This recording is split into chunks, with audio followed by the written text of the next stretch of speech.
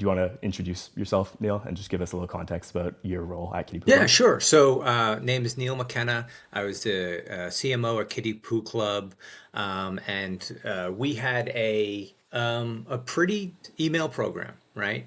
Um, but I knew that it could be so much better. So, through another agency friend of ours, we got connected with Elliot, and found the work that we did with Dispatch truly invaluable. I'm happy to go into more detail or answer whatever specific questions.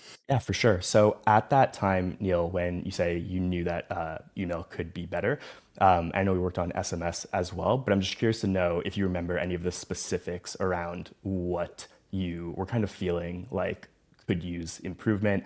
Like when you were looking at the data, what kind of stood out to you to just really trigger that moment of like, I think we can use some additional support. Yeah, I mean, there's a lot. So I can start out, first and foremost with just some of the creative direction. Email can be so cookie cutter, and it can just be left to be like that. And whenever I see it, it's cringeworthy, right? Because it doesn't take that much more effort or direction to make it really pop and to make the aesthetics and the layout really work for you, right? And so I think some of the insights that you gave us in, hey, how should we set up our templates? Because, anyone who's done email knows that you can spend an inordinate amount of time trying to make it perfect. But if you have the right templates and the right strategy in place, you really streamline that kind of go to market for email. And then I think, secondly, the what are the low hanging fruit, right? Like what were the flows that we really should, either have or optimize? That's like I love the approach of like, well, what's going to increase revenue the most? And let's start there. Parallel work with the entire program. And we hired Dispatch because we were trying to take email in-house. And were working with a different agency, and the owners wanted it to be taken in house. And I knew that we had talented people, but they hadn't had the experience to really know. And so, in short order, working with Elliot, I feel like I saw the team, including myself, just get so much more knowledgeable, so much more comfortable, and I saw the work just improve so much more. Got it. Thank you, Neil. I definitely enjoyed working with the whole team, and I'm curious to know, like, from when we started to when we kind of finished working together. You kind of just referenced it, but how big, like looking back, do you think that gap was between like we know what we should be doing in terms of email marketing and like we're already doing email marketing to kind of where we took the program together? Yeah, it's I had really good people working with me, and I've worked with at other companies, really good people, who were, they did email day in and day out.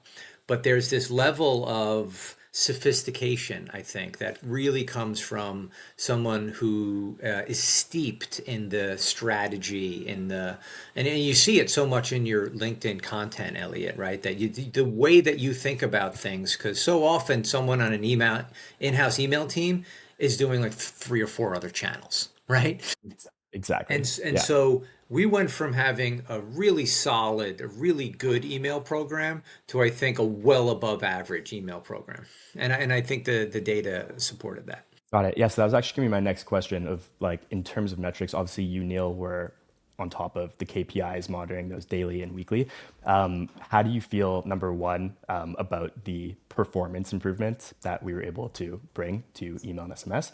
And then number two, how did you feel about like our ability to provide you with the reporting capabilities that you needed as CMO to really understand what was going on in those channels? Yeah, so and this is the trick with things when you're managing multiple channels, right? You have to manage and score and measure each individual channel, and then where that individual channel is, kind of impact they're having on the overall, right? And so, we weren't necessarily using email for an acquisition channel, right? It was more kind of like retention and upsell and cross sell and Mhm. getting it into the funnel.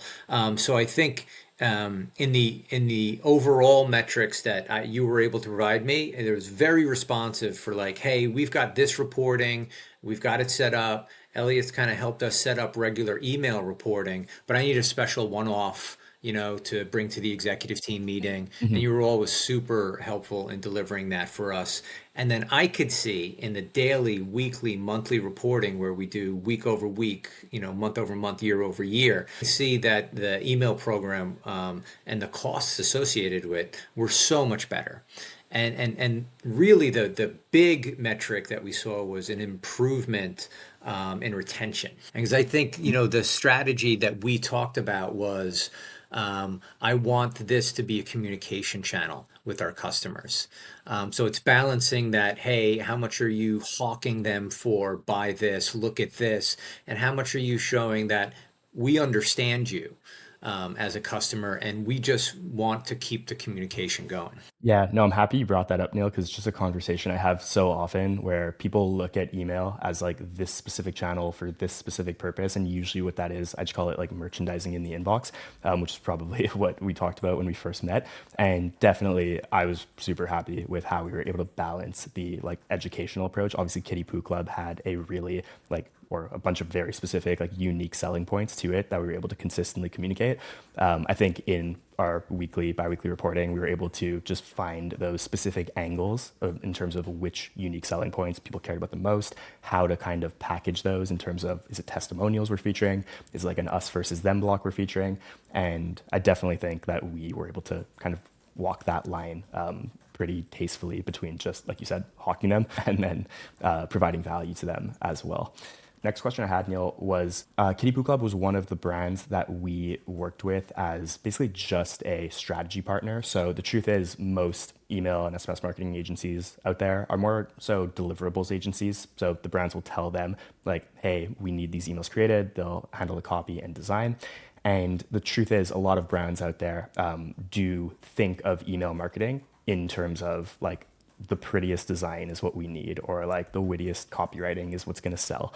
And obviously, we came in at a different level where you already had a copywriter on the team, you already had a designer on the team, and we were basically able to lead the strategic aspect.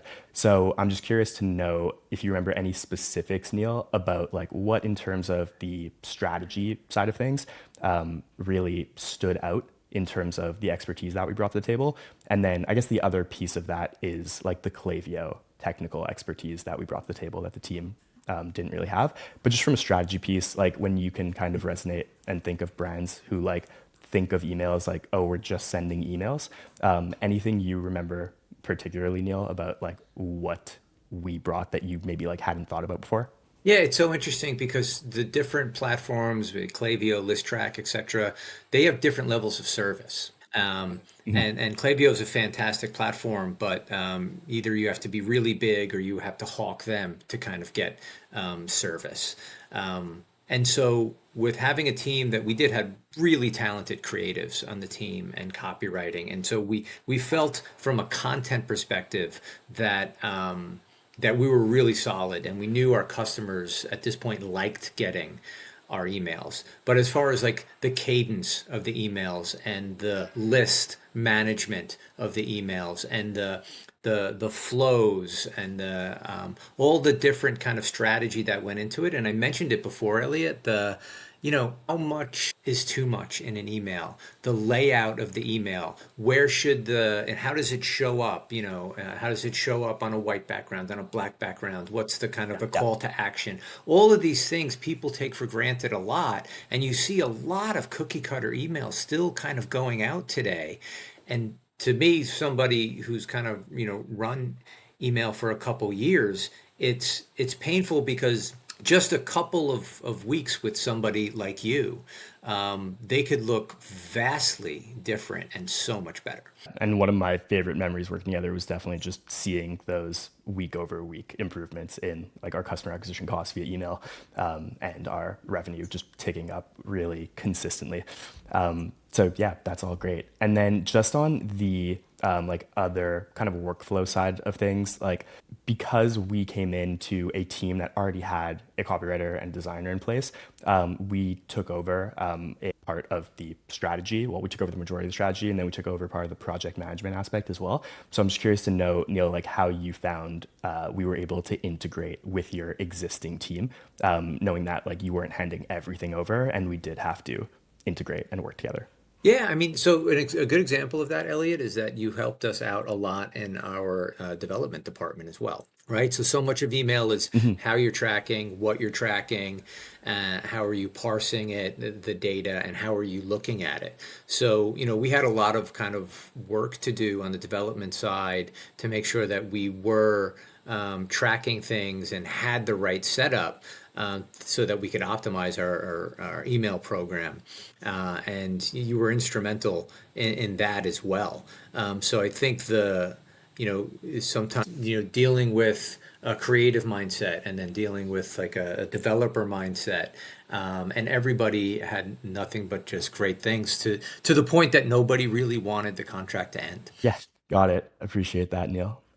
Cool. And I guess my last question that I have is, would you recommend Dispatch to any other brands that were looking to level up their email and SMS marketing? Oh, absolutely yes. Absolutely yes. I think, email's been it's one of the oldest digital channels, right? So you think that everyone would have it dialed by now, but they don't. And I think it's because I've run these departments. There's really good people, and they're across so many different channels, right? So you have to optimize the website and you have to merchandise the website and you have to, well, what are you doing in CRO? And then what are your paid channels doing and how are they doing? And how come you haven't sent this email, right? So at a nimble agency, there's only so much even good people can do. So you have to really rely on your partners. And I think the idea of hiring Dispatch to kind of come in, do an audit, you're going to tell them what you could do for them, right? Like you're a straight shooter. You never kind of oversold anything. And then to come in and you're just going to make those people better. And I think what's going to happen is people, certainly on the team, are going to be like, this is great. We're not done with Elliot yet. Like we'd like to keep Dispatch a little bit longer. So highly recommend for sure. Awesome. I really appreciate that, Neil, and obviously really appreciated our time working together.